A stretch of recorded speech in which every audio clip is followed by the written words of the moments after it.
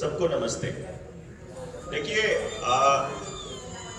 Doctor आजाद ने आपको बताया कि ये कितना गलत देश के लोगों के साथ सरकारें कर रही हैं, बल्कि दुनिया भर की सरकारें कर रही हैं। और एडवोकेट साहिल गोयल ने बताया कि गैर कानूनी भी कर रही हैं, असंवैधानिक तरीके से भी कर रही हैं। उधर से सुशील भाई ने आपको बताया कि ये बुखार बसंत ऋतु का अब दोबारा से फिर आएगा, जिसको अब ये तीसरी लहर बोल सकते हैं। या जो डॉक्टर साहब के हिसाब से जो mRNA और DNA जो हमको दिया गया है जिस हिसाब से, उसके जो अब साइड इफेक्ट आने लगेंगे तो ये उसको नए वेरिएंट का नाम भी देंगे और हम जैसों को ब्लेम भी करेंगे कि तुमने मरवा दिए लोग। तो इस चीज के लिए बहुत सोच समझ के आगे बढ़ना है।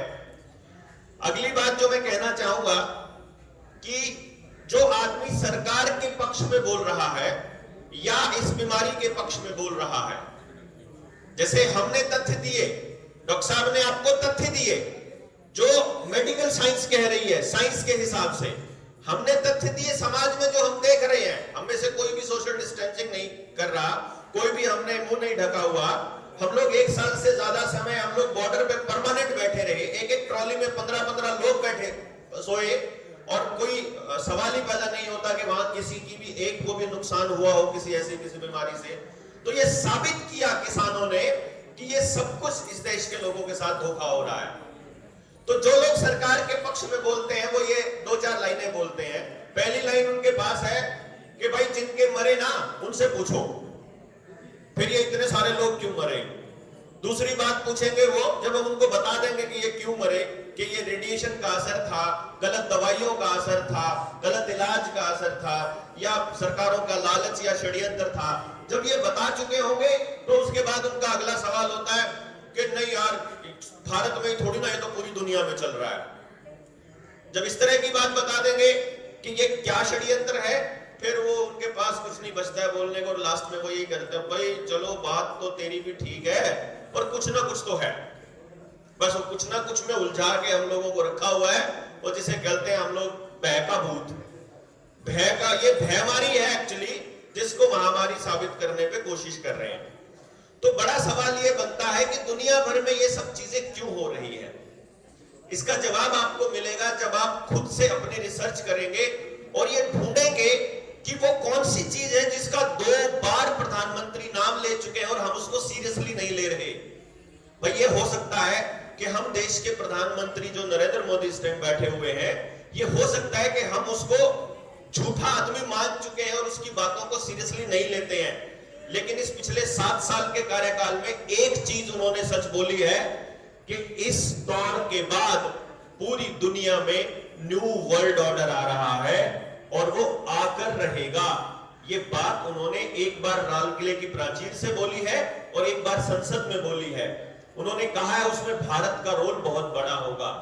ऐसा क्यों हो रहा है कि वो एक आदमी को यूनिक आइडेंटिफिकेशन नंबर दिया जा रहा है, चाहे इस टीके के सर्टिफिकेट के नाम पर, चाहे आधार कार्ड के नाम पर, और केवल आदमियों को नहीं, पेड़ों को भी यूनिक नंबर दिया जा रहा है, जानवरों को भी यूनिक नंबर दिया जा रहा है। जिसके पास बकरी, गधे, घोड़े, गाय, बैल, भैंस कुछ भी हो, हर जानवर के आपको मतलब फास्ट टैग के जैसा एक टैग लगाया जा रहा है। ये क्या खेल है? इसको समझने के लिए आपको समझना पड़ेगा कि अंतरराष्ट्रीय स्तर पर जो दुनिया के सबसे अमीर घराने हैं, फॉर्च्यून 500 प्लस जो बाकी देश के लोकल अमीर घराने, वो क्या कहते हैं? उनका कहना है धरती मर रही है, उनका कहना है एनवायरनमेंट प्रदूषित हो रहा है, पानी भी खराब हो रहा है, हवा भी खराब हो रही है, सब कुछ खराब हो रहा है। और इसको बचाने का एक तरीका है कि जो धरती का तापमान बढ़ रहा है जिसकी वजह से सारी चीजें खराब हो रही हैं, वो कह रहे हैं इसको बचाने का एक तरीका है कि जो कार्बन एमिशन हो रहा है, जो कार्बन डाइऑक्साइड की वजह से हो रहा है, उसको रोका जाए। और कार्बन डाइऑक्साइड समाज में कैसे आ रही है दुनिया में? उसके 2 ही तरीके हैं कि जानवरों और इंसानों के सांस छोड़ने की वजह से आ रही है। तो आप लोगों के मुंह बंद करवा दिए कि अपनी कार्बन डाइऑक्साइड को बाहर मत छोड़ो, अपनी वापस ही ले जाओ। उसके बाद आपके साथ क्या होता है क्या नहीं होता है ये आप जानो, उनको कोई मतलब नहीं है। उनके पास कोई रिसर्च नहीं है कि इससे कुछ रुकता है। वो डॉक्टर आजाद आपको बहुत पहले स्पष्ट कर चुके हैं। मतलब NEJM तक में ये छप चुका है कि भाई कोई फायदा नहीं है मुंह ढकने का, किसी बीमारी को नहीं रोकता कोई भी मुंह ढकना।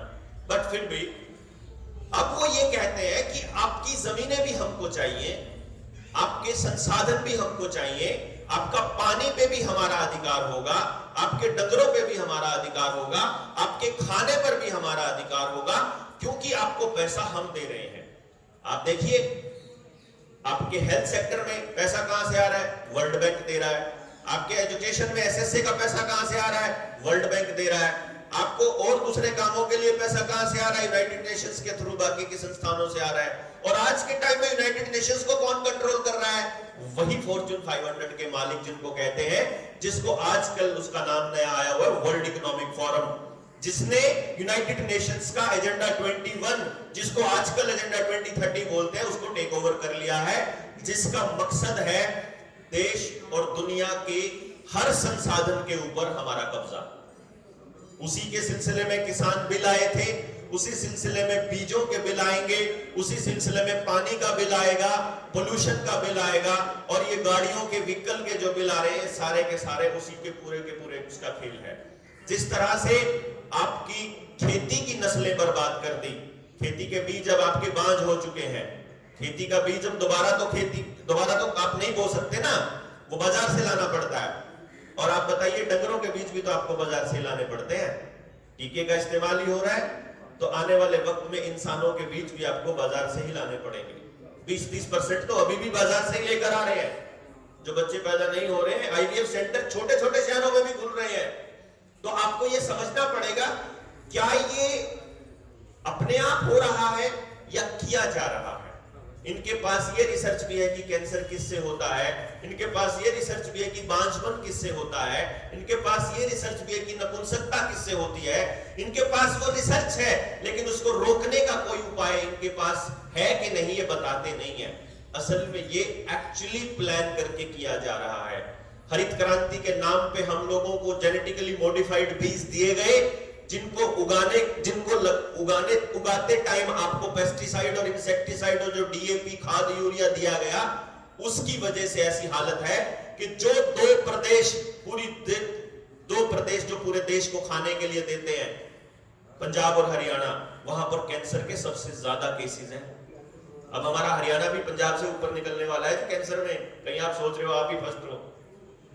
ये समझने वाली बात है कि ऐसा क्या है कि पूरे देश को खाने के लिए हम लोग दे रहे हैं, और और रॉकेफेलर फैमिली को इलाज का पैसा भी हम ही सबसे ज्यादा दे रहे हैं। ये जो फैमिलीज हैं, इन लोगों ने हमारे सारे बीज पेटेंट करा लिए। आने वाले वक्त में बीज का कानून आने वाला है कि किसान अगर ये साबित नहीं कर पाया कि उसने वो बीज कौन सी कंपनी से, कौन सी दुकान से खरीदा था, यानी वो अपना नहीं उगा पाएगा, उसको ये साबित करना पड़ेगा कि कहां से खरीदा, और अगर वो साबित नहीं कर पाया तो 3 साल की कैद है। पानी आपके जिस तरह से पुरानी टूटियां टूट करके नए टैप लगा रहे हैं, आपका पानी का कनेक्शन, गैस का कनेक्शन, ड्राइविंग लाइसेंस, बैंक, आपका ITR, आपकी जिंदगी से जुड़ी हुई हर सुविधा अभी आधार कार्ड के साथ जोड़ी गई है, और अब आने वाले टाइम में आपके इस टीके के सर्टिफिकेट के साथ जोड़ी जाएगी। ये मैं जो हो रहा है, जो हो चुका है, वो डॉक्टर आजाद से लेकर के साहिल भाई ने बताया आपको, जो होने वाला है वो मैं आपको अब बता रहा हूं, ताकि अगर आज आपको लगे कि ये आदमी झूठ बोल रहा है, तो आने वाले वक्त में जब 6 महीने बाद आपके साथ हो तो आपको यकीन हो जाए कि वो झूठ नहीं बोल रहा था। आज आपकी हर सर्विस को जोड़ा जा रहा है। आपके बच्चों को घर रखकर मोबाइल पर गेम दिए जा रहे हैं। जो आपका यूथ है उसको भी गेम दिया जा रहा है, वीडियो गेम और अश्लील वीडियोस दी जा रही है।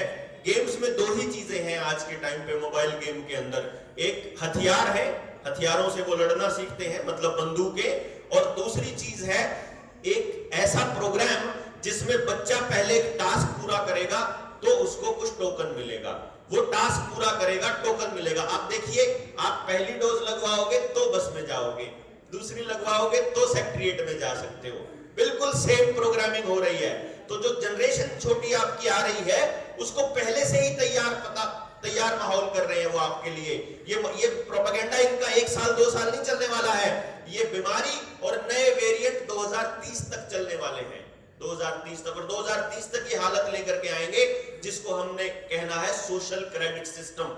जो डिजिटल करेंसी है, जो नोटबंदी की गई थी 2016 में, वो स्टेप था उसका, वो टेस्टिंग थी कि लोग कितना समझेंगे।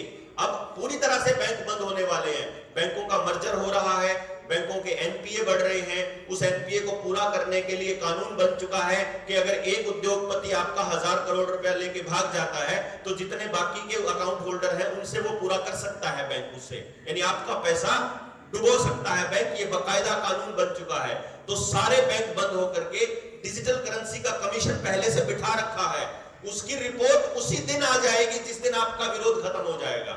आप अभी तक विरोध में हैं, पंजाब के और यूपी के चुनाव है, ये चुनाव खत्म होने के बाद आपके ऊपर जबरदस्ती थोपी जाएगी।